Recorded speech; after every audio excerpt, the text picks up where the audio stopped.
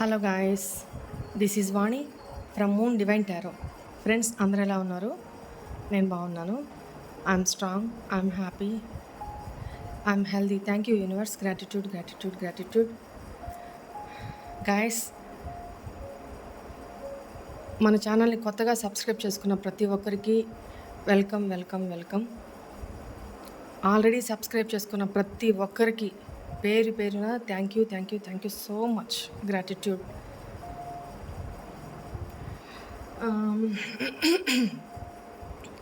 మీకు paid personal readings కావాలి అనుకుంటే ఇక్కడ కనపడుతున్న వాట్సాప్ నెంబర్కి మెసేజ్ చేయండి, డీటెయిల్స్ అందించబడతాయి. నిన్న కొన్ని కారణాల వల్ల నేను వీడియో చేయలేకపోయాను. ఓకే, చాలామంది వెయిట్ చేస్తుంటారు కదా. ఎనీవే, చాలా రోజుల నుంచి అడుగుతున్నారు, అక్క కర్మ గురించి వీడియో చేయండి అని. నేను ఇంకా దీని గురించి ఆల్రెడీ చెప్పున్నాను, కొద్దిగా జస్ట్ ఇంట్రడక్షన్ అన్నట్టు అంతే. దీని గురించి ఇంకొంచెం డెప్త్గా వెళ్తాం, ఇంకొంచెం అంటే ఒకేసారి అంత కుక్కేస్తే పట్టదు సత్యం. సో కొంచెం కొంచెం కొంచెం తెలుసుకుంటూ వెళ్దాం, సరేనా? రైట్. ఇప్పుడు చాలామంది అడుగుతున్నారు, అక్క మా పర్సన్ నాకు చేసిన దానికి తనకి కర్మ ఏమో అనుభవించడా, అట్లా ఉండడా, ఇలా అంటే ఇక్కడ నా వర్షన్లో నేను చెప్తున్నాను, నేను లేడీ కాబట్టి. సో మీ వర్షన్లో మీరు తీసుకోండి, అంతేగాని మళ్ళీ దీనికోసం కాంట్రవర్సీలు, మీరు అమ్మాయిలకి చెప్తున్నారు అబ్బాయిల గురించి చెప్పట్లేదు, ఇట్లాంటివి వద్దమ్మా. ఎందుకంటే టాపిక్ డైవర్ట్ అయిపోతుంది. No deviations. ఇంకోటి ఏంటంటే, ఇక్కడ ఒకటి చెప్పాలనుకుంటున్నాను ఈ సందర్భంగా. మన ఛానల్ అతి కొద్ది కాలంలోనే ఇంత గ్రోత్ అవ్వడం చూసి కొంతమందికి ఓరలేకపోతున్నారు. దానివల్ల అప్పుడప్పుడు అలా మన కమెంట్ సెక్షన్లోకి వచ్చి ఒక నెగిటివ్ రాయి ఒకటి అట్లా వేసేసి వెళ్తున్నారు. వాళ్ళకి ఏమీ రాదు, కానీ ఏదో ఒకటి అక్కడ బ్యాడ్ స్మెల్ తేవాలి అంతే, వాళ్ళ మోటో అంతే. అలాంటి నేను చెప్పాను కదా, అందుకనే నేను పట్టించుకోను అని కూడా చెప్పాను. అలాంటి వాళ్ళకి నా ఛానల్లో ఎంటర్ అయ్యే అర్హత కూడా లేదు, ఓకేనా? నేను క్లియర్గా ఆ రోజు కూడా వీడియోలో చెప్పేశాను. ఎందుకు అంటున్నానంటే ఈ మాట, మన ఛానల్ గురించి తను ఎలా చెప్తున్నారు ఇంత డెప్త్గా, ఇంత అని ఒక కరెక్ట్గా, ఇంత కరెక్ట్గా ఎలా చెప్తున్నారు అనేది ఒక ఇది వచ్చి వాళ్ళు అంటే ఇంక నేను వాళ్ళ గురించి చెప్పను. అంటే వాళ్ళు అవతల నాకులాగానే అవతల అనమాట. సో అందరూ కలిసి రోజుకి గంటన్నర మన వీడియోస్ ఒకరికొకరు షేర్ చేసుకొని ఉప్పర్ మీటింగ్ అంట. అంటే ఎలా చెప్తున్నారు, ఏంటి, అట్లనా సో అండ్ సో అట్లా దాదాపు ఇప్పటికి నా గురించి టాపిక్కే 90 గంటలు డిస్కషన్ జరిగిందంట. విన్నాను. ఒకటే చెప్పా, ఆ 90 గంటలు వాళ్ళ జ్ఞానాన్ని పెంచుకోవడానికి, వాళ్ళ గ్రోత్ చేసుకోవడానికి, వాళ్ళ నాలెడ్జ్ పెంచుకోవడానికి వాళ్ళ మీద వాళ్ళు పెట్టుకొని ఉంటే ఇంకోలా ఉండేది. నా మీద కాన్సన్ట్రేషన్ చేసి నా గురించి ఇంత ఉప్పర్ మీటింగ్ పెట్టుకొని 90 గంటలు నా కోసం స్పెండ్ చేశారంటే నా మొత్తం కర్మలన్నీ వాళ్ళు పనిచేసుకున్నందుకు థ్యాంక్ యూ చెప్పండి అని చెప్పాను నేను. అంతే కదా. మన వెనక ఎవరైతే నెగిటివ్గా మాట్లాడుకుంటున్నారో మన కర్మల్ని వాళ్ళు తీసేసుకున్నట్టే లెక్క, నా దృష్టిలో అంతే. ఎందుకంటే నేను ఇంకో ఛానల్లోకి పోను, ఇంకొకరి గురించి పట్టించుకోను, వాళ్ళు ఏం చెప్తున్నారు, వాళ్ళు ఏం చేసుకుంటున్నారు అసలు నాకు అనవసరం. అసలు అది నాకు అంత టైం కూడా ఉండదు. నేను అదే చెప్పాను, నాకు అంత టైం కూడా ఉండదు. నిన్న కూడా ఎందుకు వీడియో చేయలేదు, నేను మార్నింగ్ 5 నుంచి నైట్ 12 దాకా నేను వర్క్ చేసుకుంటుంటేనే నాకు అవ్వట్లేదు. సెషన్స్ ఏంటి, వీడియోస్ ఏంటి, ఇంటి పని ఉంటుంది. నేను ఆడపిల్లనే, ఒక ఫ్యామిలీ నడుపుతున్నాను. నా మీద ఒక ఫ్యామిలీ ఆధారపడి ఉంది. నేను వాళ్ళకి టైం ఇవ్వాలి, వాళ్ళకి నా ధర్మం నేను చేయాలి. సో నేను అక్కడ చూసుకుంటూ మీ గురించి ఆలోచిస్తూ, నాకు నిద్రపోతున్నా లేచిన మీ సెషన్స్ తీసుకుంటా, మీ బాధలు చెప్తున్నప్పుడు నాకు ఏదన్నా ఒకటి సాల్వ్ చేయలేకపోయానంటే దాని గురించి ఆలోచిస్తూ ఉంటాను, నిద్ర పట్టదు. ఇంట్లో కూడా అదే డిస్కషన్ అయితే ఇంట్లో అరుస్తున్నారు. ఏంటంటే నేను వాళ్ళకొక ఏదో ఒకటి వాళ్ళని గట్టుకు నిలబెట్టాలి. వాళ్ళకొక సొల్యూషన్ చెప్పాలి. ఏం చెప్తే వాళ్ళు, ఏం చేసుకుంటే వాళ్ళు దీని నుంచి బయటకొస్తారు, వాళ్ళని ఎలా నేను బయటకి తీసుకురా, ఇదే ఆలోచన ఉంటుంది. నేను నా ఫ్యామిలీని కూడా పట్టించుకోవడం మానేసి మీ గురించి, మీ గురించి, మీ గురించి నేను తపన పడుతున్నా. అలానే మీలో చాలామంది కూడా మంచి గ్రోత్ సాధిస్తున్నారు. చెప్పింది విని ఒక మంచి జాబ్ చేసుకుంటూ ఇప్పుడు ఒక మంచి హ్యాపీ లైఫ్ లీడ్ చేస్తున్నారు. చాలామంది నాకు మెసేజ్‌లు పెడుతున్నారు. నేను అన్నిటిని కమ్యూనిటీ పోస్ట్‌లో పెట్టలేను, యూట్యూబ్‌లో పెట్టలేను కదా! ఉడతా భక్తిగా ఏదో ఒకటో రెండో పెడుతున్నాను అంతే. నాకు ఇదే టైం లేదు మొర్రో అంటుంటే నేను ఇంకో ఛానల్‌లోకి పోయి నేనేం చూస్తా? నాకేం అవసరం అసలు ఫస్ట్? వాళ్ళకున్నంత టైం నాకు లేదు. ఖాళీ టైము నాకు లేదు. సో, ఇక్కడ ఇదంతా ఎందుకు చెప్తున్నానంటే, వాళ్ళ కర్మ వాళ్ళు చేసుకున్నారు కూడా. నాకేదైతే బ్యాడ్ కర్మాస్ ఉన్నాయో అవన్నీ వాళ్ళకి తీసేసుకున్నారు. I'm free now. Thank you అని చెప్పాను. రైట్. ఇది ఎందుకు చెప్తున్నానంటే, అలా తీసుకోండి. ఏది కూడా వాళ్ళు నా గురించి ఇలా మాట్లాడుతున్నారు, అలా మాట్లాడుతున్నారు. ఒకరు ఎదుగుతుంటేనే రాళ్ళు పడతా ఉంటాయి.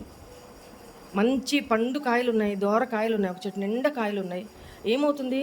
రాళ్ళన్నీ దానికే ఉంటాయి. అవునా కదా? అరే పండ్లన్నీ నాకున్నాయి కాబట్టి నేను ఇది చేస్తున్నాను కాబట్టి ఎందుకు నన్ను అందరూ కొడుతున్నారు అని అట్లనే ఉందనుకో, అది ఏమవుతుంది అర్థం చేసుకోండి. నేనే ఎగ్జాంపుల్ చెప్తున్నాను నేను. సో అందుకని ఎవ్వరు కూడా డిస్కరేజ్ అవ్వద్దు. వాళ్ళు ఇట్టన్నారే, వీళ్ళు ఇట్టన్నారే, నా ఫ్యామిలీలో వీళ్ళని పట్టించుకోవట్లేదు, నా హస్బెండ్ పట్టించుకోవట్లేదు, నా పర్సన్ నన్ను పట్టించుకోవట్లేదు. ఎందుకు పట్టించుకోవాలి? నీ గురించి నువ్వే పట్టించుకున్నప్పుడు వాళ్ళు ఎందుకు పట్టించుకుంటారు? నీ గురించి నువ్వే వాల్యూ ఇచ్చుకోలేనప్పుడు వాళ్ళు ఎందుకు ఇవ్వాలని ఎక్స్పెక్ట్ చేస్తున్నావు? సో కర్మ పే ఆఫ్ చేస్తున్నారు మీరు. మీకు తెలియకుండా మీరు ఏడుస్తూ డెస్పరేట్గా ఉంటూ మీరు కర్మ అనుభవిస్తున్నారు, కర్మ ఫేస్ చేస్తున్నారు. దయచేసి అలా ఉండమాకండి, తెలుసుకోండి, సరేనా? ఫస్ట్ ఆఫ్ ఆల్ మీకు కర్మ గురించి తెలుసుకోవాలంటే కర్మ అంటే ఏంటి, జన్మ అంటే ఏంటి తెలుసుకోవాలి. కర్మ, జన్మ, సరేనా? అసలు ఈ పూర్వజన్మలేంటి, పునర్జన్మలేంటి, అసలు ఇవి నిజంగా ఉన్నాయా లేదా అని ఒక పెద్ద సైంటిస్ట్కి ఒక డౌట్ వచ్చింది. చాలా పెద్ద సైంటిస్ట్ అనమాట. అలానే తను ఒక డివోషనల్ ఫ్యామిలీ నుంచి వచ్చిన వ్యక్తి. ఆ పర్సన్ ఏం చేశారు, దీని గురించి నేను తెలుసుకోవాలి, నేను సైన్స్ గురించి తెలుసుకున్నా, బట్ సైన్స్కి కూడా అందనివి ఎన్నో భయంకరమైన రహస్యాలు ఉన్నాయి, అది ఎట్లా ఏంటి అనేది నేను తెలుసుకోవాలి అని ఒక పెద్ద గురువుగారు ఆశ్రమానికి వెళ్ళి ఆయన్ని కలిసి ఒకరోజు వెళ్ళి వినయంగా, గురువుగారు అసలు పునర్జన్మలు అంటూ ఉన్నాయా, ఈ కర్మ ఏంటి, జన్మ ఏంటి, ఇవన్నీ ఎందుకు వస్తాయి అని అడుగుతారనమాట. ఆ సైంటిస్ట్ ఫస్ట్ రోజు వచ్చాడు, అడిగాడు, గురువుగారు నవ్వి ఊరుకున్నారు. మళ్ళీ రెండో రోజు వచ్చాడు, మళ్ళీ అడిగాడు. చూసి చూడనట్టు గురువుగారు తన పని తను చేసుకొని వెళ్ళిపోయారు. మళ్ళీ మూడో రోజు వచ్చారు సైంటిస్ట్, మళ్ళీ అడిగారు.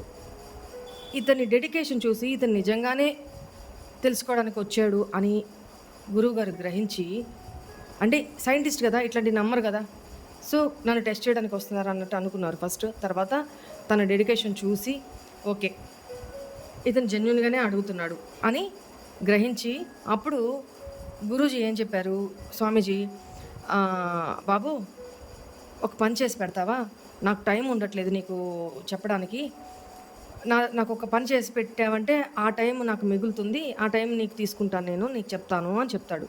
ఏంటి గురువుగారు, మీలాంటి వాళ్ళు మాకు ఆజ్ఞ ఇవ్వడమే తరువాయి, మీ సేవ చేసుకోవడానికి మీ అదృష్టవంతులము, అట్లా ఇట్లా అని చెప్తాడు అతను.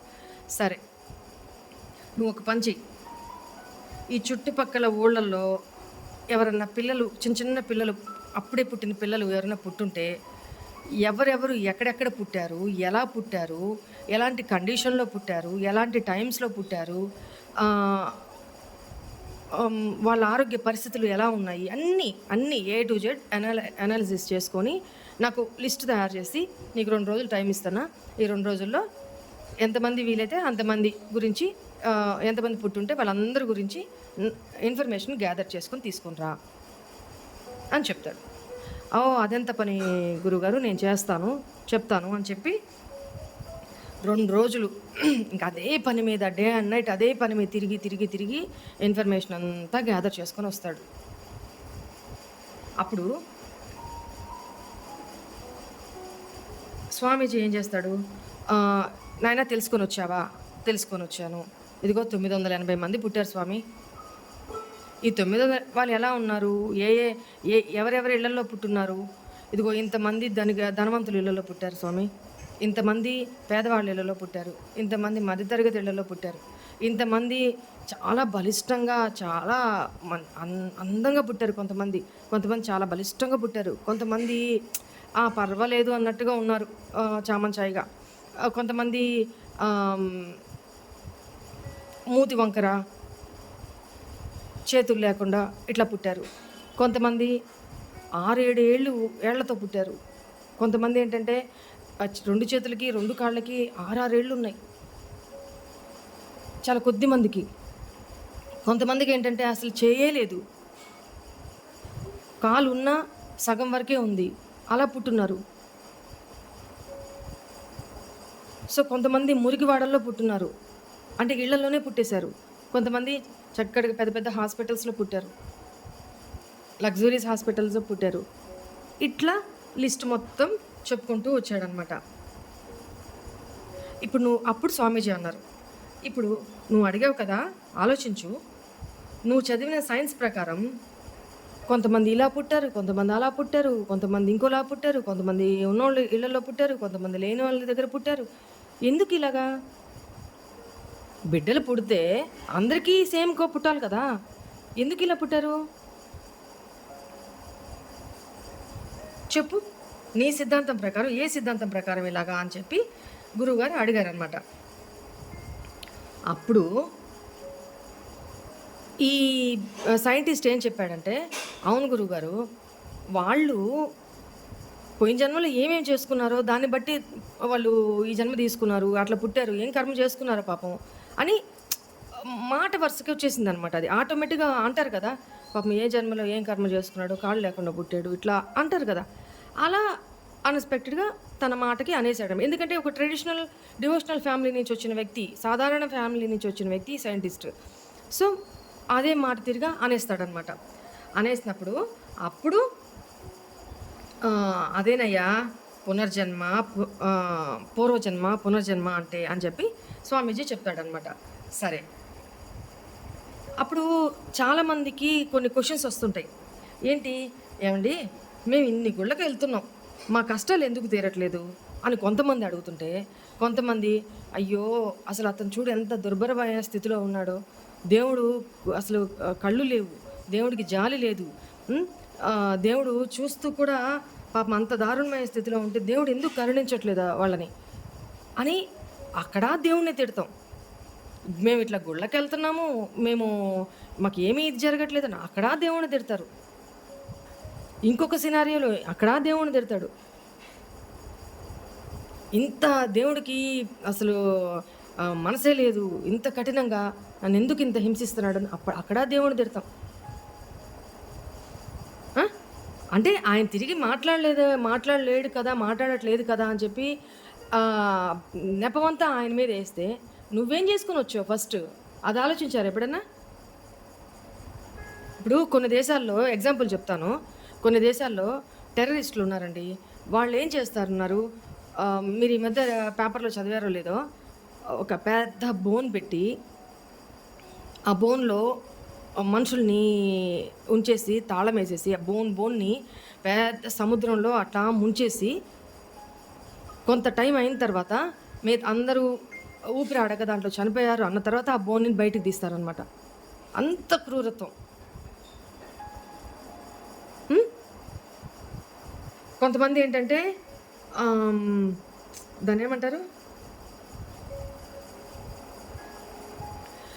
కొంతమందిని ఒక బోన్లో బంధించేసి మొత్తం పెట్రోల్ పోసి సజీవ దహనం చేసి పడేశారు. కొంతమందిని ఊచకోత కోసేశారు. అవునా? అంటే ముసుగేసేసి మెడలో కోసేయడం, లేదా కాల్ చేసేయడం. అంత మానుష్యమైన, దుర్భరమైన, అంత ఘోరంగా మనుషులు చేసి, ఇంకొకటి ఈ మధ్య కాలంలో మీరు చదువుంటారో లేదో, ఒక ఒక లేడీ, మేబీ ఆంధ్రాకి సంబంధించిన లేడీనే. ఆవిడ చిన్న పసిబిడ్డలండి, చిన్న బిడ్డల్ని వ్యభిచార కూపంకి అమ్మేసి తీసుకొని పోయి అక్కడ అమ్మడానికి, వాళ్ళని రాత్రులు నిద్ర లేకుండా, అంటే ముందుగా ప్రిపేర్ చేయడం అనమాట, నిద్ర లేకుండా వాళ్ళని హింసించి, వాళ్ళు నిద్రపోతే కాల్చడము, చాలా హింసించి దారుణంగా కాల్చడము, ఘోరంగా అలాంటివి చూపెట్టి వాళ్ళని అలాంటి రొంపిలోకి దించి ఘోరమైన తప్పిదాలు, ఘోరమైన పాపాలు చేసి వాళ్ళని, ఆ రాకెట్ని పట్టుకున్నారు పోలీసులు, ఆవిడని తీసుకుపోయి జైల్లో పెట్టారు. కేసు ఇదైంది. అంటే దానికి శిక్ష అదేనా? అంత ఘోరం, ఇంతమంది జీవితాలు, ఆడపిల్లల జీవితాలను నాశనం చేసి పోయి జైల్లో పడేసి పూటకింత పెడతా ఉంటే తిని హ్యాపీగా కూర్చొని పడుకొని, అదేనా శిక్ష? ఇట్లాంటి వాళ్ళకి ఎంత ఎంత ఘోరంగా శిక్ష పడాలి, అవునా కదా? దేవుడు చూస్తూ ఊరుకుంటాడా? మీ దృష్టిలో ఇప్పుడు చూస్తూ ఊరుకున్నాడు అనుకోవచ్చు మీరు, కానీ వాళ్ళు ఎంత ఘోరంగా అనుభవిస్తారో ఆ జన్మల్లో మీరు ఉండొచ్చు, ఉండకపోవచ్చు, అది చూడ్డానికి, అవునా? ఇక్కడ ఏం చెప్పదలుచుకున్నానంటే, నేచర్ అనేది సముద్రం అంతా, ప్రకృతి సముద్రం అంత అయితే దాంట్లో సైన్స్ అనేది ఒక బిందెడు నీళ్లు లాంటిది. తెలుసుకోవాల్సిన రహస్యాలు, నేచర్ ఏంటి, చాలా రహస్యాలు ఉంటాయి నేచర్లో. నేచర్ ఏంటంటే, ప్రకృతి ఏంటంటే ఒక అల్గారిథం ప్రకారం నడుస్తూ ఉంటుంది. ఒక దాన్ని ఏమంటారు, జీవ గడియారం అంటారు కదా. మన బాడీ కూడా అంతే, ఒక జీవ గడియారం, బయోమెట్రిక్. ఏ టైంలో ఏం చేయాలి అది చేసుకుంటూ, టైం టేబుల్ ప్రకారం చేసుకుంటూ పోతేనే మన బాడీ ఆరోగ్యంగా ఉంటుంది. దానికి ఇచ్చే ఫుడ్ని బట్టి కొంత అయితే, దానికి ఇచ్చే టైం మేనేజ్మెంట్ని బట్టి కొంత, ఆ బయోమెట్రిక్ అలారం అంటారు దాన్ని. అదే ప్రకృతి, అట్లనే ప్రకృతి అనమాట. సో ఒక ఆల్గారిథం ప్రకారం నడుస్తూ ఉంటుంది. అంటే ఎవడెవడు ఏం చేశాడు, ఆ చిట్టా రెడీగా ఉంటుంది. నెక్స్ట్ వాడు లైఫ్ తీసుకునేటప్పుడు వాడికి ఏమి ఇచ్చి పంపించాలి, వాడు ఏమి అనుభవించాలి, ఇచ్చి పంపించాలి, అదంతా ఒక సిస్టమేటిక్ ప్రకారం జరిగిపోతూ ఉంటుంది అనమాట. సో ఎప్పుడైతే ఆ సిస్టమ్ని బ్రేక్ చేస్తారో, దానికి డిస్టర్బెన్స్ ఇస్తారో, అప్పుడే ప్రళయాలు, సునామీలు ఉగ్ర రూపం దాలుస్తుంది అనమాట. ప్రకృతితో ఎప్పుడు గేమ్స్ ఉండకూడదు. అందుకే చెట్లు నరకొద్దు బాబోయ్ అంటే నరుకుతారు, ప్రకృతిని అంతా డిస్టర్బ్ చేస్తారు. సో అది కూడా కర్మే కదా. నెక్స్ట్ ఇక్కడ కర్మ సిద్ధాంతం ప్రకారం ఏం చెప్తారంటే, అవశ్యం అనుభోక్తవ్యం కృతం కర్మ శుభాశుభం అని చెప్తుంది కర్మ సిద్ధాంతం. అంటే శుభం చేసినా అశుభం చేసినా దాని కర్మ మనం అనుభవించాల్సిందే. అంటే నువ్వు మంచి కర్మలు చేసుకుంటే మంచి రివార్డ్స్ పొందుతావు, చెడ్డ కర్మలు చేసుకుంటే అంతే పనిష్మెంట్ పొందుతావు. అదే వస్తుందన్నమాట. ఇప్పుడు మనకి ఇలా చెప్తే అర్థం కాదు, కానీ ఫిజిక్స్లో న్యూటన్స్ లా ఇది బట్టండి. న్యూటన్స్ లా ఏంటి అంటే, కొంతమంది టకీమని చెప్పేస్తారు, for every action there is equal and opposite reaction చెప్పేస్తారా లేదా? న్యూటన్స్ లా అదే కదా. అలా చెప్తే అర్థమైపోతుంది. Same as it is Newton's లానే, చర్యకి ప్రతిచర్య. నువ్వు ఈరోజు ఈ కర్మ చేస్తే నువ్వు ఎక్కడికి తప్పించుకోలేవు. మీరు అనుకుంటున్నారు మీ పార్ట్నరు మీ విషయంలో ఇంత తప్పులు చేశారు, ఇట్లా చేశారు, అలా చేశారు, నేను ఈ జన్మలో ఏ పాపం చేయలేదని మీరు అనుకోవచ్చు. కానీ పాస్ట్లో మీరేం చేసి వచ్చారో మీకు తెలియదు కదా. ఇప్పుడు ఆ పర్సన్ చేసేది రేపు తను ఏం అనుభవిస్తాడో తనకి తెలియదు కదా. ఓకేనా? ఇక్కడ మీకు డౌట్ రావచ్చు, అస్సలు సరే కర్మలు అంటున్నారు, జన్మలు అంటున్నారు, పూర్వజన్మలు అంటున్నారు, పునర్జన్మలు అంటున్నారు, అసలు మనం చేసే కర్మల్ని ఎవరు చూస్తారు? అవి ఎక్కడ స్టోర్ అయి ఉంటాయి, ఎవరి ద్వారా తెలుస్తుంది అని మీరు అనుకోవచ్చు. ఈ డేటా అంతా మనకి ప్రతి ఒక్క వ్యక్తికి కూడా ఆకాశిక్ రికార్డ్స్ అని ఉంటాయి. మన ఎన్నెన్ని జన్మల నుంచి ఏమేం చేసి వచ్చామనేది దాంట్లో ఉంటుందన్నమాట చిట్టా. ఈచ్ అండ్ ఎవ్రీ పాయింట్ దాంట్లో ఉంటుంది, అట్లా స్టోర్ అయిపోతూ ఉంటుంది. అసలు అదేంటి, అది ఎక్కడ ఉంటుంది అని మీరు అడగొచ్చు. ఎలా స్టోర్ అవుతుంది అంటే, మనం చేసే కర్మలన్నీ ఒక ట్రిక్కీగా సీక్రెట్గా స్టోర్ అవుతూ ఉంటాయి. అంటే దాన్నే ఏమంటారు, ట్రిక్కీ అంటే చిత్రంగా, సీక్రెట్గా అంటే గుప్తంగా. దాన్నే మన వాడుక భాషలో దానికి ఒక మనిషి రూపం ఇచ్చి ఈ సినిమా వాళ్ళు ఏం చేశారంటే చిత్రగుప్తుడు అని ఆయనకు ఒక టోపీ పెట్టి, ఒక ఎర్ర టోపీ పెట్టి, ఆయనకి హాస్యాస్పదంగా ఒక కమెడియన్ లాగా చిత్రీకరించి, చాలా పాపం అది. అలా చేసి అంటే ఏంటి, ఒక ఇమాజినేషన్ కోసం, విజువలైజేషన్ కోసం అలా చేశారు. కానీ చిత్రగుప్త అంటే అది ఏమీ మనిషి కాదు, అదొక శక్తి, అదొక ప్రకృతి అల్గారిజం. ఓకేనా? ఆ చిత్రగుప్తుడి చిట్టాలో అంటే ఆకాశిక్ రికార్డులో స్టోర్ అవుతూ వస్తూ ఉంటాయన్నమాట మనం చేసిన కర్మలన్నీ కూడా. అంత అర్థం ఉంది దీంట్లో. చిత్రగుప్తుడు అంటే అంత అర్థం ఉందన్నమాట.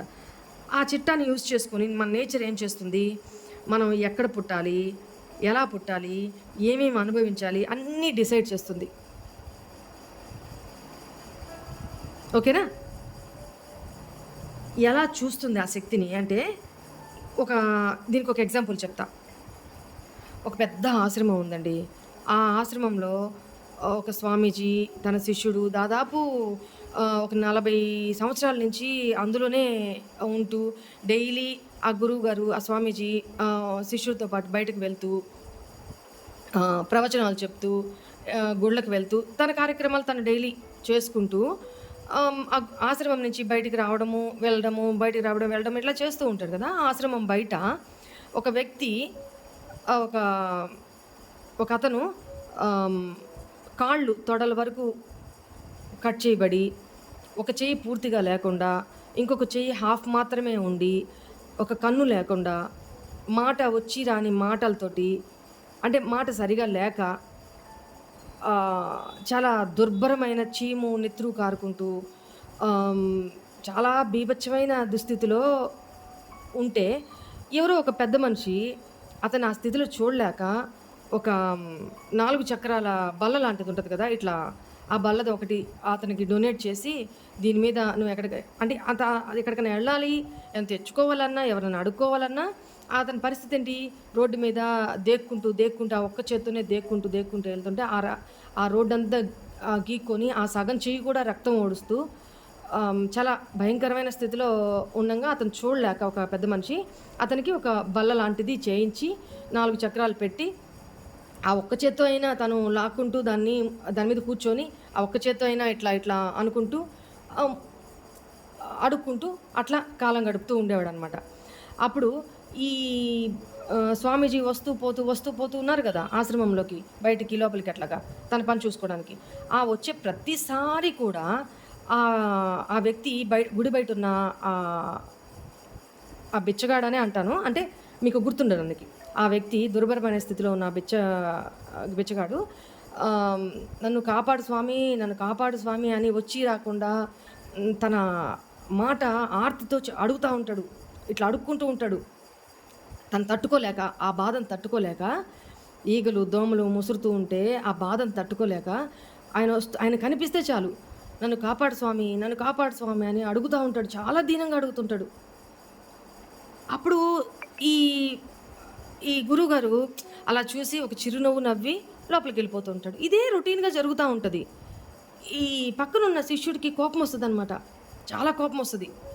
ఏంటి అసలు మీరు గురువుగారు, మీకు అసలు కొద్దిగా కూడా మీకు ఎందుకు మీరు జాలి చూపించట్లేదు, ఇట్లా జాలి లేని మనసు అంత ఆర్తిగా అడుగుతున్నాడు కాపాడమని, మీరు ఎంతోమందికి ప్రవచనాలు చెప్పి వాళ్ళ సమస్యలకి పరిష్కారాలు ఇచ్చి వాళ్ళని మంచి స్థితిలో ఉంచారు. ఈరోజు మీకు ఇతన్ని బాగు చేయడం ఒక లెక్క కాదు కదా, అతన్ని కాపాడడం ఒక లెక్క కాదు కదా, మరి ఎందుకు ఆ పర్సన్ని అతన్ని నువ్వు పట్టించుకోవట్లేదు, అతను అంత ఆర్తిగా అడుగుతుంటే నాకే జాలేస్తుంది, నాకే బాధేస్తుంది, పైగా మీరు పట్టించుకోక ఒక చిరునవ్వు నవ్వి వెళ్ళిపోతున్నారు, ఇంకా అది కష్టంగా ఉంది నాకు చూడడానికి, మీకు జాలి లేదా, జాలి లేనప్పుడు మీ గురువుగారు ఎలా అయ్యారు అని ఈమెమో ఆ బాధలో అడిగేస్తాడనమాట. అప్పుడు కూడా గురువుగారు ఒక చిరునవ్వు నవ్వి, పద టైం అవుతుంది అని చెప్పేసి వెళ్ళిపోతారు. ఈ శిష్యుడికి ఏం అర్థం కాదు. సరే అలా 4, 5 రోజులు గడిచిపోతది.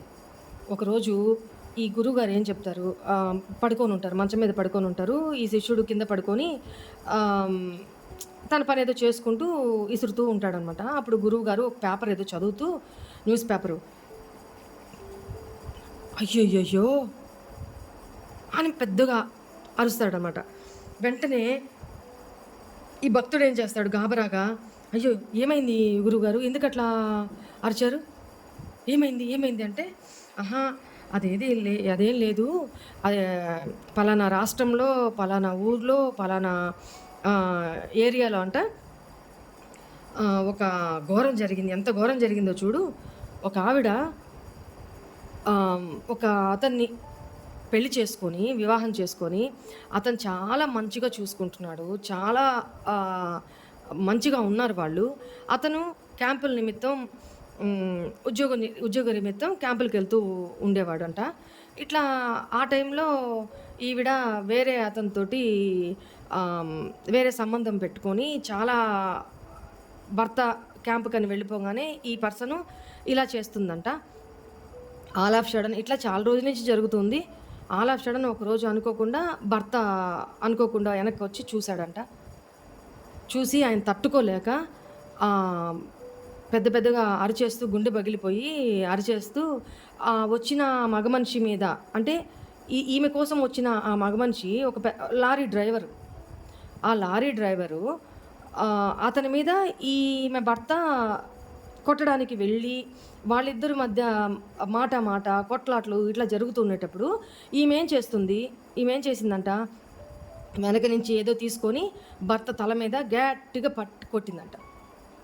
ఆ భర్త అక్కడికక్కడికి అట్లనే కుప్పకూలిపోయాడంట.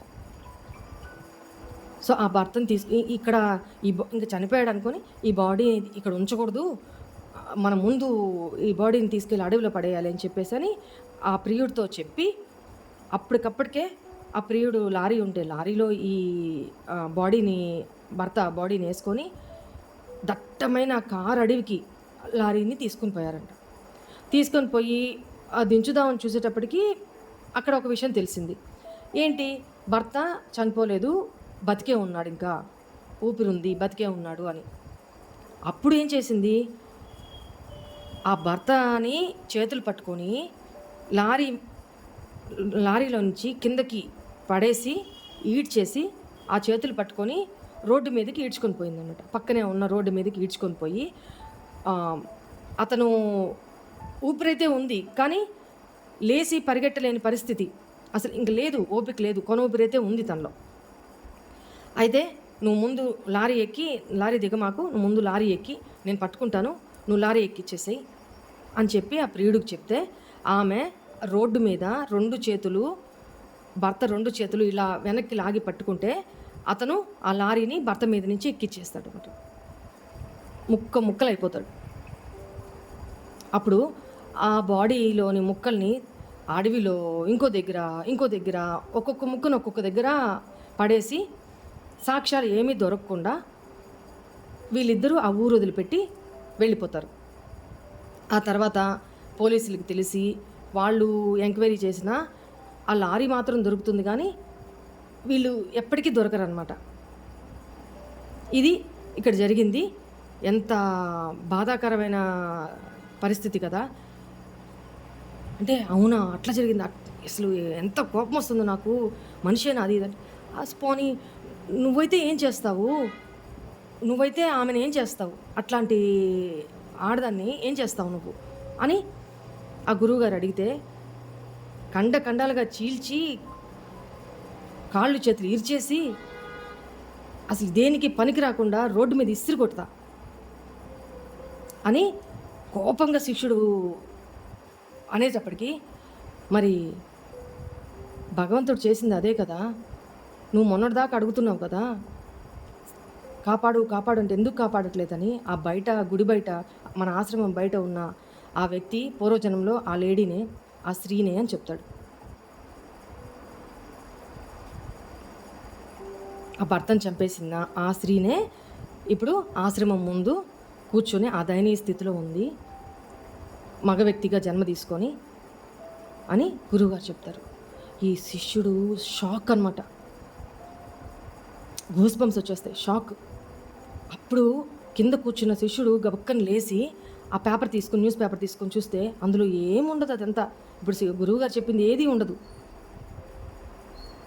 ఇంకా ఈ శిష్యుడికి క్యూరియాసిటీ ఆగక ఏం చేస్తాడు, గురువుగారిని 2 రోజులు సెలవు తీసుకొని ఈ 2 రోజుల్లో గురువుగారు చెప్పిన ఆ రాష్ట్రానికి వెళ్ళి, ఆ అడ్రస్కి వెళ్ళి అక్కడ మొత్తం చాలా డే అండ్ నైట్ ఎంక్వైరీ చేస్తే అక్కడ ఎవరో ఉన్న ముసలి వాళ్ళు, అవును ఇక్కడ పలానా వాళ్ళు ఉండేవాళ్ళు, ఇట్లా జరిగింది, భర్తని ఇట్లా చేసి వాళ్ళిద్దరూ ఇలా చేసి ఇంకా తర్వాత కనిపించలేదు, భర్త కనిపించలేదు, వాళ్ళిద్దరూ కనిపించలేదు, కానీ పోలీసులకు మాత్రం లారీ రక్తం మరకలతోటి లారీ ఒక దగ్గర కనిపించింది, బట్ ఈ రోజుకి వాళ్ళ ఆచూకీ తెలియలేదు అని పెద్దవాళ్ళు ఆ ముసలోళ్ళు చెప్తారంట.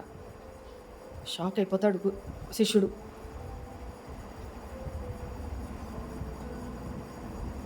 అంటే ఆ జన్మలో చేసిన పాపము ఇంకా ఆ జన్మలో వీళ్ళతో పాటు ఉన్న ఆ ముసలోళ్ళు ఉన్నారు, కానీ వీళ్ళు చనిపోయి మళ్ళీ ఇంకొక జన్మ తీసుకొని అనుభవిస్తున్నారు ఇక్కడ.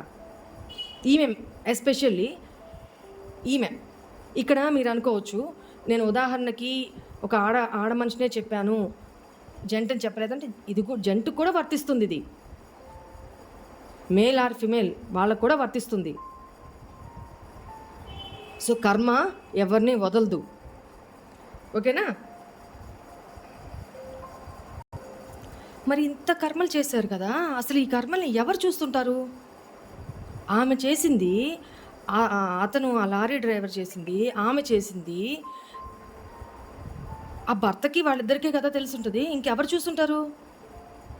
ఎలా తెలుస్తాయి? మనం చేసిన కర్మల్ని ఎవరు చేస్తారంటే మనల్ని 18 సీసీ కెమెరాలు అబ్జర్వ్ చేస్తూ ఉంటాయి. మీకు తెలుసో తెలీదో, 18 సీసీ కెమెరాస్.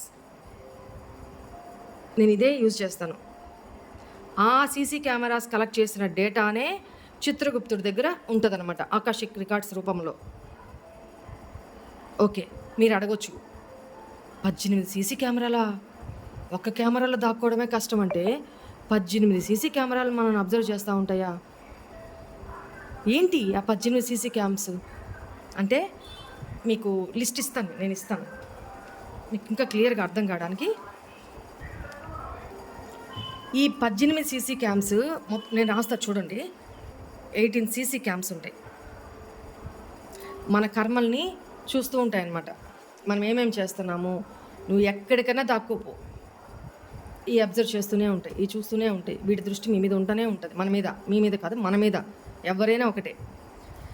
ఈ సీసీ క్యామ్స్ ఉంటాయి. ఈ సీసీ క్యామ్స్లో మనకు తెలిసినవి ఉన్నాయి. ఏంటి? వెయిట్ చేయండి. ఈ సీసీ క్యామ్స్లో మనకు తెలిసినవి కొన్ని ఉన్నాయి, మనకి తెలియనివి, కనపడనివి కొన్ని ఉన్నాయి. తెలిసినవి కొన్ని, కనపడనివి, తెలియనివి కొన్ని. ఆ కొన్ని ఎన్ని? 6. మనకు తెలియని ఎన్ని? 6. తెలిసినవి ఎన్ని? 12. ఓకేనా? మనకు తెలిసినవి 12 సీసీ క్యామ్స్, తెలియనివి కనపడనివి 6. మీరు అడగొచ్చు, ఏంటి మేడం ఆ 12 మాకు చెప్పండి ముందు, మేము వాటి నుంచి దాక్కునేస్తాం, కనిపించకుండా దాక్కునేస్తాం, కనిపించకుండా దాక్కుని చేస్తాం, చేసేది కామనే, చేస్తాం. అవి ఏంటో చెప్తే వాటికి ఏ కర్చీఫ్ వేసేసో ఏ దుప్పట వేసేసో మేము దాక్కుని చేస్తాం. జస్ట్ ఎగ్జాంపుల్ చెప్తున్నాను, మీరని కాదు, ఓకేనా? అట్లాంటి వాళ్ళు కూడా ఉన్నారు. ఓకే, ఇందులో ఈ 12లో ఫస్ట్ ఆత్మ ఒకటి, పంచభూతాలు. ఏంటి పంచభూతాలు? నీరు, నిప్పు, గాలి, ఇవన్నీ తెలుసు కదా మీకు. పంచభూతాలు ఎన్ని? 5. నెక్స్ట్ సూర్యుడు ప్లస్ చంద్రుడు 2. ఓకేనా? నెక్స్ట్ రాత్రి పగలు, ఇవి 2. నెక్స్ట్ సూర్యోదయం ప్లస్ సూర్యాస్తమయం. ఓకేనా? ఇవి 2 మొత్తం కలిపి 12 మనకి తెలిసి ఇవన్నీ. కానీ మనం లెక్క చేయం. తెలియనివేంటి, మనకు కనపడనివేంటి? ధర్మం, సత్యం, ట్రూత్. ధర్మం ఒకటి, సత్యం ఒకటి. నెక్స్ట్ మన వేదాలు 4 తెలుసు కదా. వేదాలు ఏంటి? సామవేదం, ఋగ్వేదం, యజుర్వేద వేదం తెలుసు కదా మీకు. నెక్స్ట్ ఇవి మొత్తం 12 సీసీ క్యామ్స్ మనల్ని గమనిస్తూ ఉంటాయన్నమాట.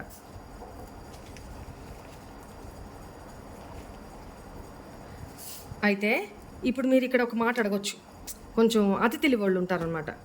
అంటే ఇక్కడ ఒక డౌట్ రావచ్చు మీకు. ఈ 18 సీసీ క్యామ్స్ లేని ప్లేస్కి వెళ్ళి నేను ఒక స్పేస్ క్రియేట్ చేసుకొని ఎటువంటి సీసీ క్యామ్స్ లేకుండా అక్కడ ఒక వేరే గ్రహంలోకి పోయి నేను తప్పు చేస్తా ఎవరికి తెలియకుండా, అప్పుడు అని అడగొచ్చు.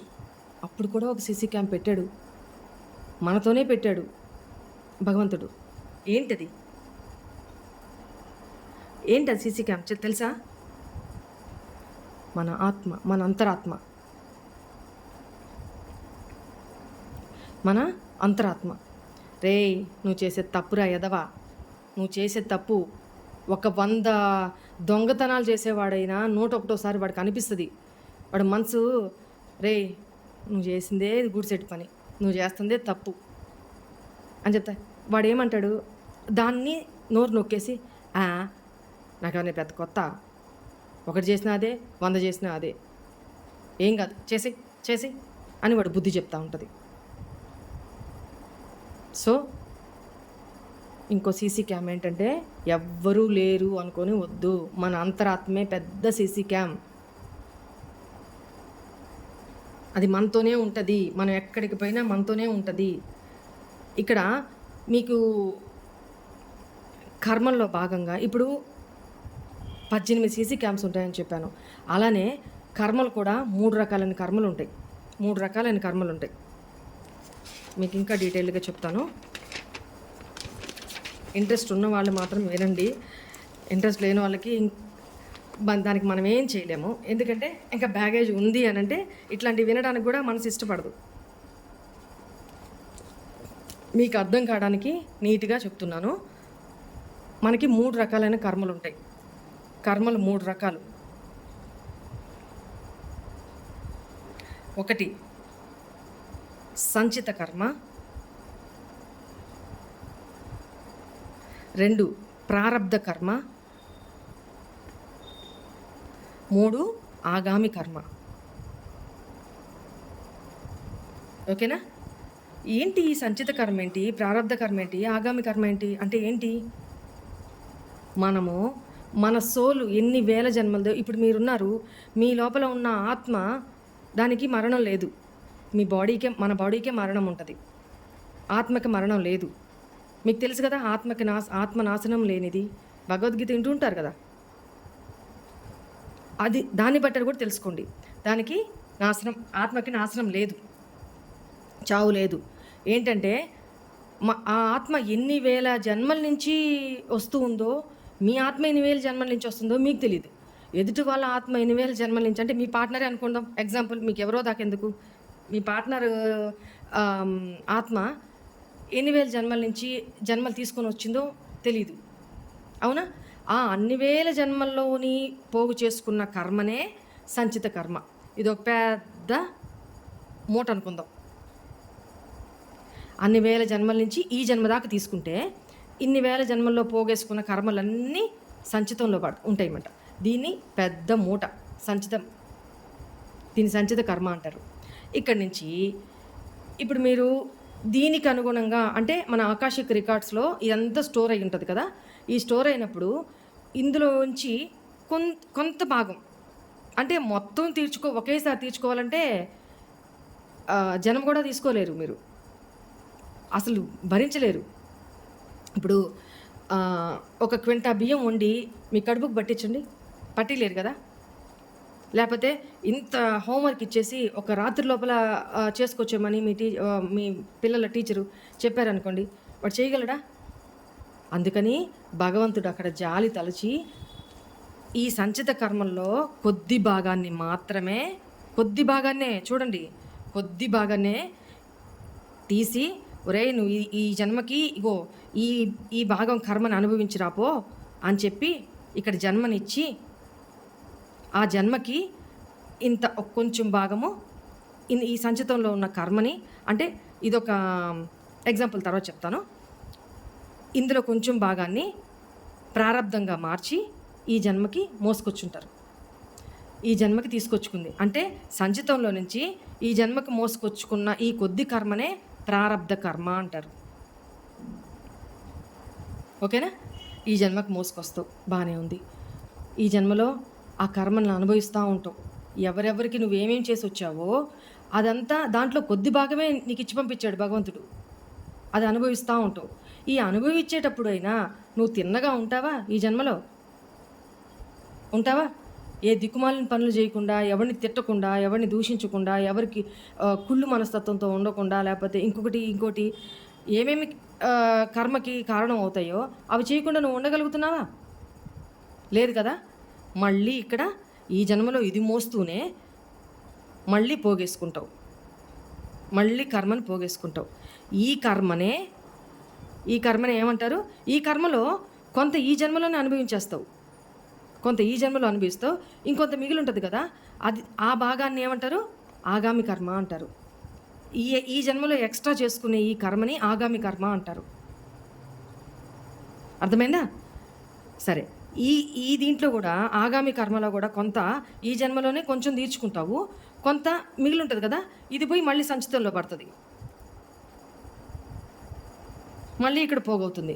నువ్వు ఇక్కడ చేస్తున్నావు, నీకు తీర్చుకొని రాపోరా, ఈ బ్యాగేజ్ని తగ్గించుకోరా, తీర్చుకొని రాపో అని చెప్పి నీకు ఈ జన్మ ఇచ్చి పంపిస్తే అది తీరుస్తూ నువ్వు మళ్ళీ ఇంకా పోగేసుకుంటున్నావు.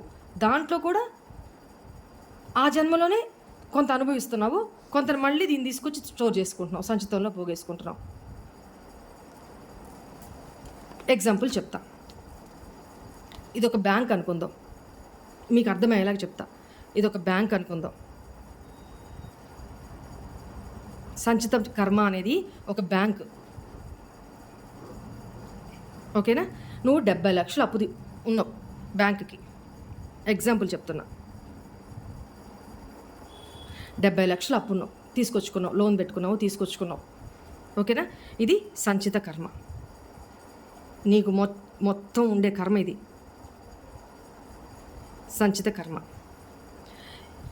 నువ్వు దీనికి వడ్డీ ఎంత కడతావు? రూపాయి వడ్డీ వేసుకున్నా 70,000 వడ్డీ కట్టాలా, అంటే ఈఎంఐ కట్టాలా, అవునా? దీన్ని సంచిత కర్మ అట్లనే ఉంటుంది. కొంత తీసుకుపోయి, అంటే ఇక్కడ అసలు వడ్డీ కలిపేసి వాడు నువ్వు నెలకి 70,000 కట్టాలరా బాబు అని చెప్తాడు బ్యాంకుడు. దాన్ని ఈఎంఐ అంటారు. అంటే ఒక నెలకి నువ్వు కట్టాల్సింది ఈఎంఐ. అంటే ఒక నెల అంటే ఇక్కడ ఎంత? ఒక జన్మ అనుకోండి. ఇక్కడ ఎంత కడతావు? 70,000 కడతా ఉంటావు. నీ శాలరీ ఎంత? ₹1,00,000. ఈ శాలరీలో ఈ 70,000 పోంగా, అంటే నెలకి కట్టేయంగా 30,000 మిగులుతుంది. ఆ 30,000 ఆ నెలకి నీ ఖర్చులకి నువ్వు ఉపయోగించుకొని, అందులోనే సర్దుకొని, అందులోనే ఇది ఉంటే ఓకే, నీ కర్మ అంటే నీ ఈఎంఐ తీరిపోతూ ఉంటుంది. అంటే నీ కర్మ ఏ జన్మకి ఆ జన్మకి తీరిపోతూ ఉంటుంది. నువ్వు హ్యాపీగానే ఉండగలుగుతావు కష్టం లేకుండా. ఆ 30,000తో సర్దుకొని ఏదో కష్టపడకుండా అయితే ఉండగలుగుతావు. కానీ కొందరు ఏం చేస్తున్నారు, మనకి 30,000 సర్దుకోలేము, నాకు సాటిస్ఫై కాదు, నాకు అవి కావాలి, ఇవి కావాలి, క్రెడిట్ కార్డులు తీసేసుకుంటారు, క్రెడిట్ కార్డ్స్. నెక్స్ట్ ఏదైనా పర్సనల్ లోన్స్ తీసేసుకుంటారు. నెక్స్ట్ ఏదైనా అవసరం వచ్చింది, వేరే వాళ్ళ దగ్గర అప్పు చేసేస్తారు. ఇక్కడ ఇదంతా ఏమవుతుంది, ఇది నెలకి ఇది మళ్ళీ ఒక 2,000 ఇదైందనుకో, ఇది కట్టాల్సింది నెలకి వడ్డీ కట్టాల్సింది 2,000. అప్పుడు ఈ 70,000కి ఈ 2,000 కలిసి 72,000 అయింది. అవునా? ఈ లక్షలో 72,000 తీసేస్తే ఇంకెంతుంది? 28,000లోనే సర్దుకోవాలి. ఈ 72,000 ఇది వడ్డీ మాత్రమే. నువ్వు ఇక్కడ 2 లక్షలు తీసుకొచ్చుకున్నావు కదా, 2 లక్షలు ఇది ఎక్కడికి పోతుంది? ఇక్కడ తీరుస్తున్నావు, 2,000 తీరుస్తున్నావు నెలకి వడ్డీ, కానీ అసలు ఉంది కదా, అది ఎక్కడికి పోతుంది? మళ్ళీ సంచితంలోకి పడి ఇక్కడ 72 లక్షలు అవుతుంది. అంటే నువ్వు చేసుకున్న ఈ జన్మలో ఆల్రెడీ తెచ్చుకున్నావు ప్రారంధం, మళ్ళీ ఎక్స్ట్రా పోగేసుకుంటున్నావు, ఎక్స్ట్రా కర్మ పోగేసుకుంటున్నావు. ఆ కర్మలో ఇక్కడ కొంచెం పే ఆఫ్ చేస్తున్నావు, మిగతాది మళ్ళీ సంచితంలోకి వేసుకుంటున్నావు. అప్పుడు ఏమవుతుంది? సంచితం ఏమైనా తరుగుతుందా? ఎక్కువైతుంది కదా. ఇట్లా ఉంటుందన్నమాట మన ప్రకృతి అల్గారిథం, కర్మ. అర్థమైందా? సరే, ఈ కర్మని మనం మరి ఎన్ని తెలుసు, ఎన్ని ఇప్పుడు మనకు తెలుసో తెలియకో చేసేసుకున్నాం. ఇప్పుడు ఏం చేయాలి? ఇప్పుడు ఏం చేయాలండి? మేము కర్మని ఎలా తీర్చుకోవాలి? కర్మని ఎలా తీర్చుకోవాలి? ఈ బ్యాగేజ్ నుంచి తప్పించుకునే ఈ కర్మను తగ్గించుకునే మార్గాలు ఏంటి అది చెప్పండి అని అడుగుతారు. అక్కడికే వస్తున్నా. 2 మార్గాలు మన కర్మను తగ్గించుకునే మార్గాలు. పశ్చాత్తాపం, ప్రాయశ్చిత్తం. ఇక్కడ ఒక మాట చెప్తా, పశ్చాత్తాపం, ప్రాయశ్చిత్తం. ఇక్కడ ఒక విషయం చెప్తా. మనం కర్మల్ని తెలుసో తెలియకో చేసొచ్చాం. ఆ కర్మల్ని తగ్గించుకునే మార్గాలు ఈ 2 మాత్రమే. ఎగ్జాంపుల్ ఏంటి అంటే, ఒక గురువుగారు ఉన్నారు. ఆ గురువుగారి దగ్గరికి ఒక అతను అమ్మ కొడుకులు వచ్చారు. వచ్చి ఆ కొడుక్కి రీసెంట్గా పెళ్ళయింది. ఆ వచ్చిన భార్య ఇతను చాలా మంచి వ్యక్తే, కానీ ఆ వచ్చిన భార్య వీళ్ళ ఆస్తుల మీద వీళ్ళ మీద కేసులు పెట్టి విడాకులు తీసుకొని వీళ్ళని పరువుగా రచ్చకి ఇడ్చి రోడ్డు మీద పడేసి కోర్టు కేసులని పరువులు తీసేసి మొత్తం చిన్న భిన్నం చేసేసి ఆమెకు రావాల్సిన ఆమె తీసుకొని వీళ్ళని నానా భ్రష్టు పట్టించి ఆ సిచ్యువేషన్లో ఉన్నప్పుడు ఈ కోర్టు కేసులు అవన్నీ జరిగేటప్పుడు వీళ్ళకి నిద్ర లేకుండా వీళ్ళ సంవత్సరాల తరబడి సంపాదించుకున్న ఆస్తి అంతా తను వచ్చి ఇలా చేసి మొత్తం ఆకుపై చేసుకొని ఇట్లా చేస్తుంటే వాళ్ళు చూడలేక బాధతోటి వాళ్ళకి నీళ్ళు లేకుండా చేస్తుంటే మేము ఏం చేయాలి? ఏం కర్మ చేశామని ఇంత ఘోరమైన స్థితి, మేమేం చేసాం అని చెప్పి ఆ గురువుగారి దగ్గరికి వచ్చి ఈ అమ్మ కొడుకులు అసలు అడుగుతూ ఉంటారనమాట. అప్పుడు ఈ గురువుగారు పాపం ఇదిగో ఇది చేసుకోండి అమ్మా, ఇది చేసుకోండి, ఈ ప్రాయశ్చిత్తం చేసుకోండి, లేకపోతే ఇదిగో ఈ పరిహారం చేసుకోండి బాగుంటుందని చెప్తే చాలా చాలా నిష్టగా చేస్తాడు అతను. ఈమె కొడుకు చాలా నిష్టగా చేస్తాడు, అయినా నో యూజ్, రిజల్ట్ కనపడదు. ఏంట్రా ఇది, మిగతా వాళ్ళకి రిజల్ట్ కనిపించినప్పుడు వీళ్ళకి ఎందుకు కనిపించట్లేదు, వీళ్ళకి ఎందుకు రావట్లేదు, ఇది చాలా పవర్ఫుల్ కదా నేను చెప్పింది అని గురువుగారు కూడా ఆలోచిస్తూ ఉంటారు. సో అప్పుడు వాళ్ళమ్మ ఏంటో మాకు ఈ కర్మ, ఈ జన్మలో చీమకు కూడా మేము అపకారం చేయలేదే, మాకెందుకు ఇంత ఇది అట్లా అని అసలు ఏడ్చేసి చాలా జీవించేస్తుంది అనమాట. సరే ఏమోనమ్మా, నాకు కూడా నేను చూస్తాను, నాకు కూడా అర్థం కావట్లేదు, మీరు బాధపడమాకండి అని గురువుగారు ఏదో నచ్చ చెప్పి ఇగో మీరు ఇది చేసుకోయ్యా అని చెప్పి పంపిస్తాడనమాట. పంపించిన తర్వాత ఆ పక్క రోజే ఈ అబ్బాయి ఒక్కడే గురువుగారి దగ్గరికి వస్తాడు ఒంటరిగా. ఏంటి నాయనా, ఏమైంది, నేను చెప్పాను కదా నేను అంటే, లేదు గురువుగారు నేను మీతో మాట్లాడాలి అంటే, నేను మీకు ఒక విషయం చెప్పాలి. అసలు గురువుగారు అడుగుతారు, అసలు నేను ఒకటి అడుగుదాం అనుకుంటున్నానయ్యా, నువ్వు మీ అమ్మనే వస్తారు, మీ నాన్నగారు ఏం చేస్తుంటారు అని అడుగుతాడనమాట.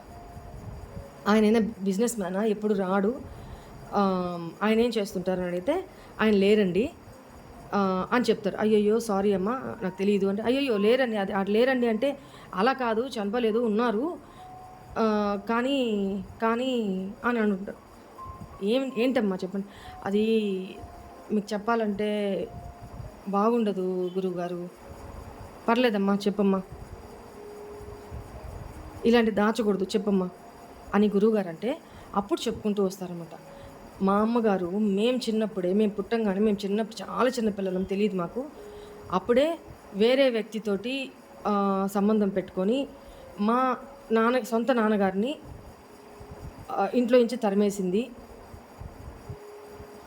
ఇప్పుడు ఆమె ఎవరితో అయితే ఉండిందో ఆ పర్సనే నాకు తండ్రిలాగా సొసైటీలో ఉన్నాడు.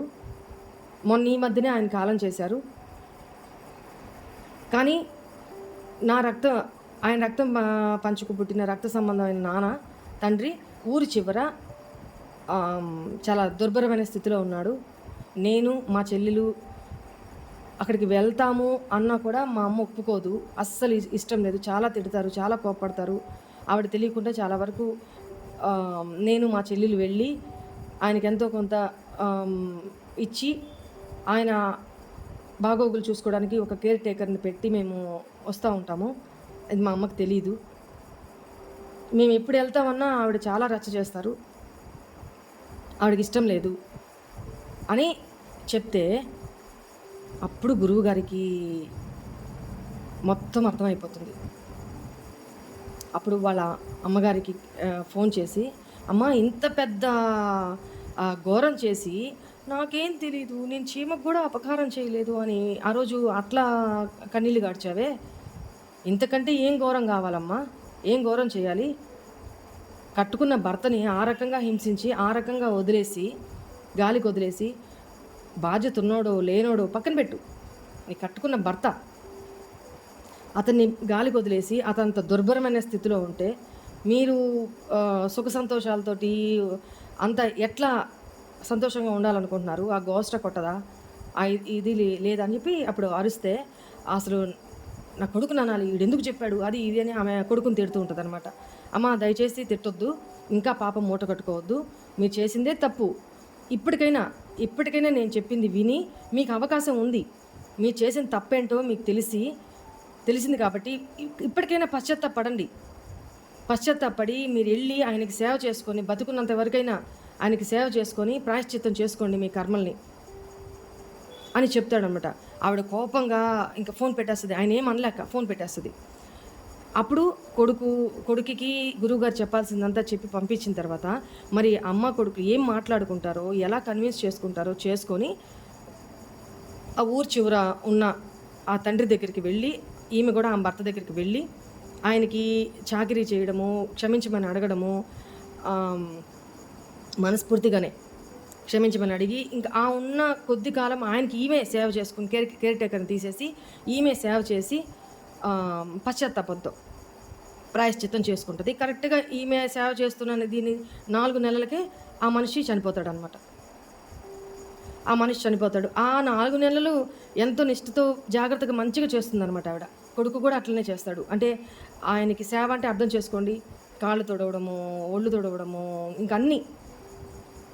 4 నెలలకి అతను చనిపోతాడు. ఇంకా కొడుకున్నాడు కదా, కొడుకే తనకి తలకొరివి పెట్టి కర్మలు చేసి అన్నీ చేస్తాడనమాట. చేసి ఇంకా 13వ రోజు అవుతుంది. 13వ రోజు అయిపోయి 14వ రోజు మధ్యాహ్నంకి ఈమె కోడలు అంటే ఇతని భార్య ఎవరైతే కేసులు పెట్టి చేస్తున్నారో అతని భార్య సూట్ కేసు తీసుకొని డైరెక్ట్గా వీళ్ళ ఇంటికి వచ్చి నిలబడుతుంది ఎదురుగా. వీళ్ళు ఇంకా భయపడిపోతారు. అసలు ఇంకేముంది, ఇంక మా నుంచి దోచుకోవడానికి ఇంకేముంది, మమ్మల్ని అంతా ఆర్పేసింది కదా, ఇంకేముంది అని చెప్పేసి అని భయపడిపోతారు. ఆమె చూస్తేనే అంత భయపడిపోతారు, అంత హింస పెడుతుంది అనమాట.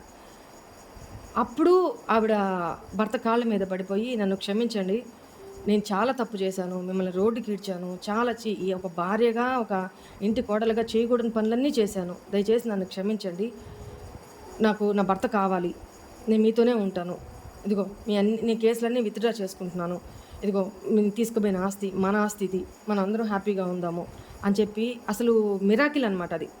అప్పుడు అది కూడా వచ్చి గురువుగారికి చెప్తే ఇదే చేసుకున్న కర్మ తెలిసిన తర్వాత పశ్చాత్తాపం ఆ జన్మలోనే ప్రాయశ్చిత్తం చేసుకుంటే ఇక మీదటి జీవితం బాగుంటుంది.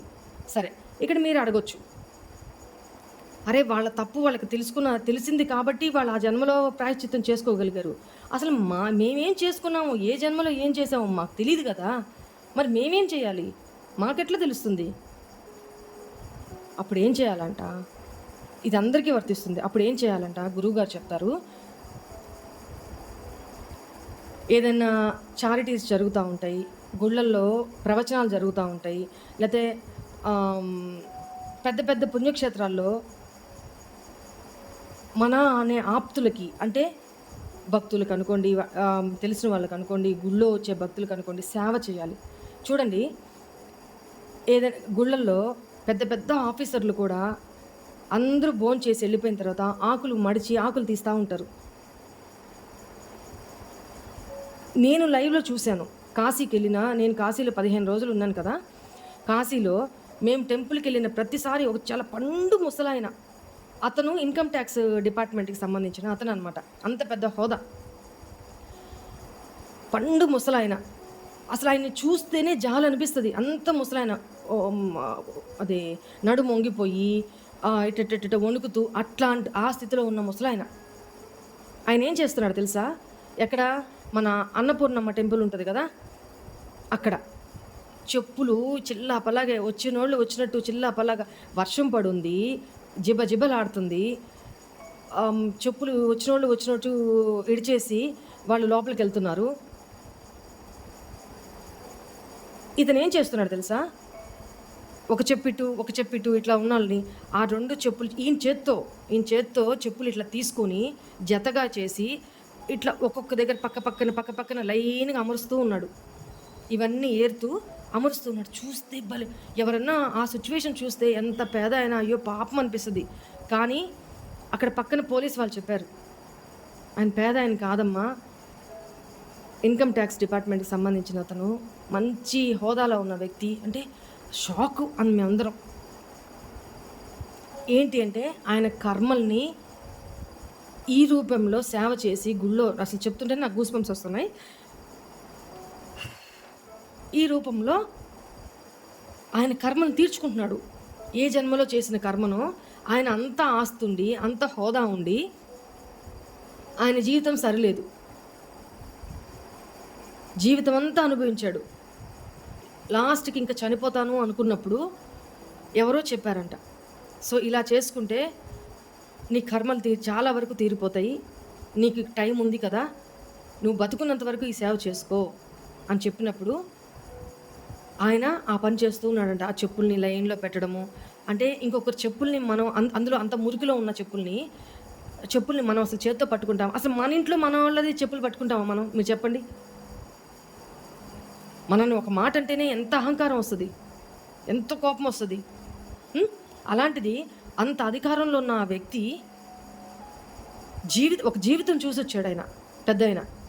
అలాంటి వ్యక్తి ముక్కు మొహం తెలియనోళ్ళ చెప్పులు తీసి పట్టుకోవాలంటే ఎలా ఉంటది ఒకసారి ఆలోచించండి. అంటే ఆయన అహంకారాన్ని తొక్కేసుకున్నాడు. అహంకారం పనికిరాదు. నేను తీసుకోబోయేది అహంకారం కాదు. ఏ కర్మ చేసుకున్నానో ఆ కర్మలు ఇక్కడే నేను రిజాల్వ్ చేసుకొని పోవాలి. సో ఆ చెప్పులన్నిటినీ ఇట్లా పేర్చుకుంటూ వచ్చిన వాళ్ళకి ఏదైనా టైం ఉంటే వచ్చిన వాళ్ళకి నీళ్ళు ఇచ్చుకుంటూ అంత ముసలాయన ఆయన పని ఆయన చేసుకోవడానికి శక్తి లేదు పాపం ఆయనకి. అలాంటి ఆయన అట్లా సేవ చేస్తుంటే ఆ స్థితి చూడాలండి. ఆ పరిస్థితి ఎంత బాధేస్తుంది తెలుసా? కొంతమంది అడుగుతారు కదా, అక్క ఏ కర్మ చేసుకున్నావు అక్క, ఇంకా ఈ జన్మలో నాకు తెలిసి నేను ఏ హాని చేయలేదు, ఇంత ఘోరమైన పాపం చేసుకున్నానా అని అడుగుతుంటారు కదా. ఎస్, మీకు తెలీదు. ఇంకొక ఎగ్జాంపుల్ చెప్తా, చిన్న ఎగ్జాంపుల్ చెప్తా. నా క్లోజ్ ఫ్రెండ్ ఎంత అందగత్తి అంటే, ఎంత మంచి పేరంటే, ఎంత మంచి అమ్మాయి అంటే, ఆ అమ్మాయి కోసం నేను ఇందులో లేనప్పుడు దీనికోసం మేము వెళ్ళి అక్కడ చూపిస్తే వాళ్ళు ఏం చెప్పారు తెలుసా? ఈ అమ్మాయి పోయిన జన్మల్లో ఈ అమ్మాయి సొంత ఫ్రెండ్ కొడుకుకి అన్నంలో విషం పెట్టి చంపేసింది అని. నమ్మడానికి ఉందా? ఆ అమ్మాయి షాక్ అనమాట. అక్కడే వలవల ఏడ్చేసింది. ఎందుకంటే ఈ జన్మలో ఆ అమ్మాయి అంత సెన్సిటివ్, అంత మంచి మనసు, అంత పెట్టే మనసు. ఈ జన్మలో ఏ కర్మ చేసుకోలే ఆ అమ్మాయి. తెలిసి ఏది జేయలా. కానీ పోయిన జన్మలో అసలు అనుకుందా? ఈ అమ్మాయి వాళ్ళ అమ్మ ఒక కటికవాడి కూతురనమాట. అంటే పోయిన జన్మలో వాళ్ళు చెప్పింది. ఈ అమ్మాయి వీళ్ళ క్లోజ్ ఫ్రెండ్ కొడుకుకి పాయిజన్ పెట్టి చంపేసింది అన్నంలో అని. దాని కర్మనే ఈ జన్మలో సో అండ్ సో అమ్మాయి ఫేస్ చేస్తుంది కాబట్టి నేను దానికి చెప్తున్నాను. కానీ తెలిసి ఈ జన్మలో ఏం చేయలేదమ్మా, ఈ జన్మలో పాపం కాదది, కృత జన్మల్లో పాపము అని క్లియర్‌గా వాళ్ళు ఇవి ఉంటాయి కదా, నాకు వెంటనే రావట్లేదు, తాటాకులు ఏదో అంటారు కదా అవి, వాటిల్లో చూసి క్లియర్‌గా చెప్పారు. వీళ్ళ అమ్మ నాన్న పేర్లు అన్నీ చెప్పున్నారనమాట. సో అలాగా ఎవ్వరూ కర్మ నుంచి తప్పించుకోలేరు. ఈ జన్మలో నేను అంతా మంచి చేశాను. నీకు తెలుసు నువ్వు అంతా మంచి చేసావు. తెలియక ఏం చేసావో, ఏం చేసి వచ్చావో ఇక్కడికి, అది అర్థం చేసుకోండి. నెగిటివ్గా మాట్లాడదు. మీరంటారు అడగొచ్చు, అక్క మరి చేసిన పాపాలే చెప్తున్నారు, ఇది మేమేం పుణ్యం చేసుకోలేదా జన్మలో? ఎస్ చేసుకున్నారు, చేసుకుని ఉంటారు. అది కూడా ఇది ఇప్పుడు ఎట్లా చెప్పానో దానికి కూడా వర్తిస్తుంది, సేమ్ ఇదే. దాని గురించి ఇంకొకసారి చెప్తాను నేను. ఓన్లీ పుణ్యం చేసుకునే వాళ్ళ ఎట్లా ఉంటుంది, మోక్షం అంటే ఏంటి, ఇవన్నీ ఇంకొక దాంట్లో చెప్తాను నేను. ఓకేనా? మేము ఈ జన్మలో ఇన్ని పూజలు చేసుకుంటున్నాము, ఇంత తీర్థయాత్రలకు పోతున్నాము, మరి మాకు ఇది ఉండాలి కదా, రిజల్ట్ ఉండాలి కదా, మరి అవన్నీ ఫలించవా, ఈ కర్మలే కనిపిస్తున్నాయా, ఇట్లా అడుగుతూ ఉంటారు. సో దానికి కూడా నేను సమాధానం చెప్తా, అది ఇంకొక వీడియోలో చేస్తా. ఈ ఒక్క దీని గురించి చెప్తేనే వీడియో 1 hour అయింది. ఓకేనా? దాని గురించి ఇంకా డీటెయిల్గా చెప్తాను. ఓకేనా? థ్యాంక్ యూ సో మచ్ మా. God bless you.